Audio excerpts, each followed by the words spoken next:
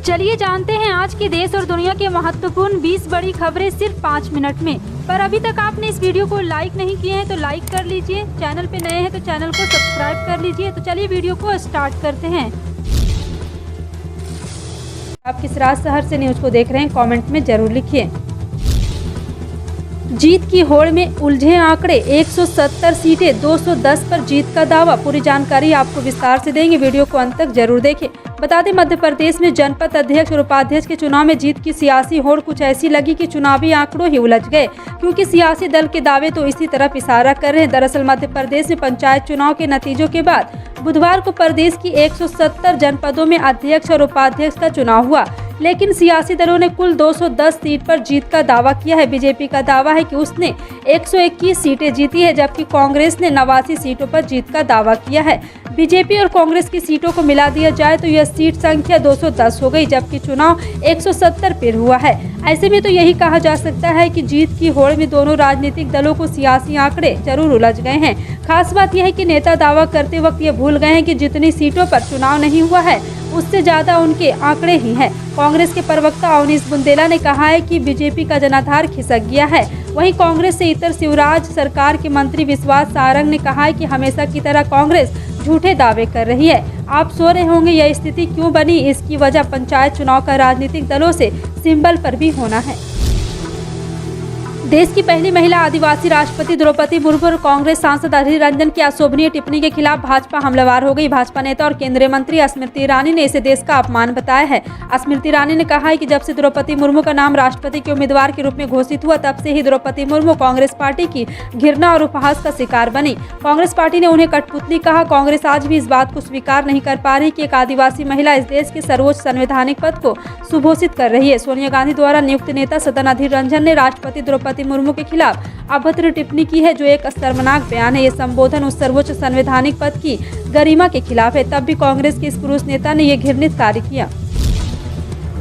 भारतीय निर्वाचन आयोग ने गुरुवार को एक बड़ी घोषणा कर दी है। निर्वाचन आयोग ने कहा है कि 17 साल के युवा भी वोटर लिस्ट में नाम जोड़ने के लिए आवेदन दे सकते हैं। उन्होंने आवेदन के लिए 18 साल के होने का इंतजार नहीं करना पड़ेगा। निर्वाचन आयोग ने कहा है कि ऐसे कभी भी युवा को साल के पहली तारीख को 18 वर्ष के हो जाएंगे, वो लिस्ट में नाम जोड़ने के लिए आवेदन भी कर सकते हैं। मुख्य निर्वाचन आयुक्त राजीव कुमार और निर्वाचन आयुक्त अनुपम चंद्रा पांडे ने सभी राज्यों के सीईओ, ईआरओ और एईआरओ को यह निर्देश दिया है कि ये सुविधा देने के लिए तकनीकी इंतजाम सुनिश्चित करने में जुट जाएं, ताकि युवा 18 वर्ष की उम्र पूरा होने के पहले ही वोटर लिस्ट के नाम में जोड़ने के लिए आवेदन दे सके।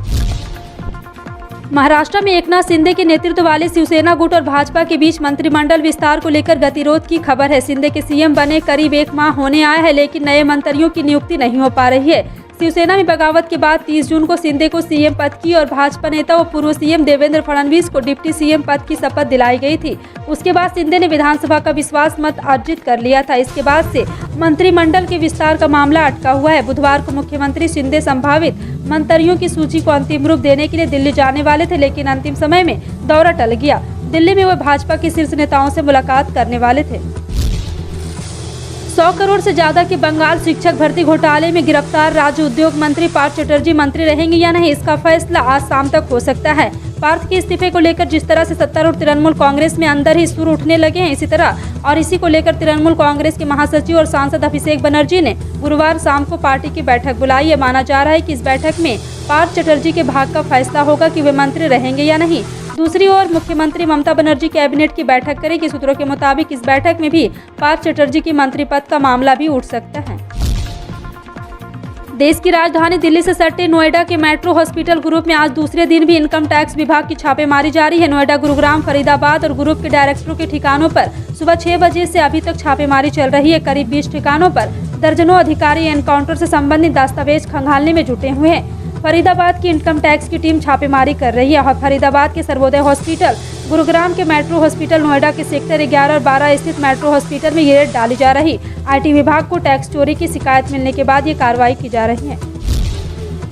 सरकार की तरफ से किसानों की आमदनी बढ़ाने के लिए लगातार प्रयास किए जा रहे हैं। इसमें केंद्र सरकार की अहम योजना पीएम किसान निधि योजना सबसे अहम है। इस योजना के अंतर्गत पात्र किसानों को हर साल 6,000 रुपये दिए जाते हैं। अब वित्त मंत्री निर्मला सीतारमण ने किसानों को ध्यान में रखते हुए बैंकों को एक और निर्देश दिया है। वित्त मंत्री ने पब्लिक सेक्टर के बैंकों से गाँव में लोगों की आमदनी बढ़ाने के लिए किसान क्रेडिट कार्ड धारकों की आसानी से कर्ज देने को कहा है। पिछले दिनों वित्त मंत्री ने पब्लिक सेक्टर के बैंकों के मुख्य कार्यपालक अधिकारी के साथ घंटों मीटिंग की थी।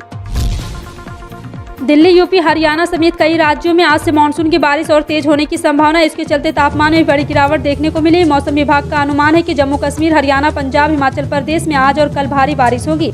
मौसम विभाग का कहना है कि अगले 2 से 3 दिन तक मानसून के उत्तर भारत में बने रहने की संभावना है। जम्मू कश्मीर में भी सुबह से ही भारी बारिश हो रही है और इसके चलते एक बार फिर से अगली सूची तक अमरनाथ यात्रा को रोक दिया जाएगा। फिलहाल आपका इन सभी खबरों पर क्या कहना है, कमेंट सेक्शन में टाइप करके जरूर बताएं। इसी तरह की पल पल की अपडेट जानने के लिए जुड़े रहें आप अपने NTS न्यूज चैनल से। मिलते हैं अगली बड़ी खबर में, तब तक के लिए जय हिंद।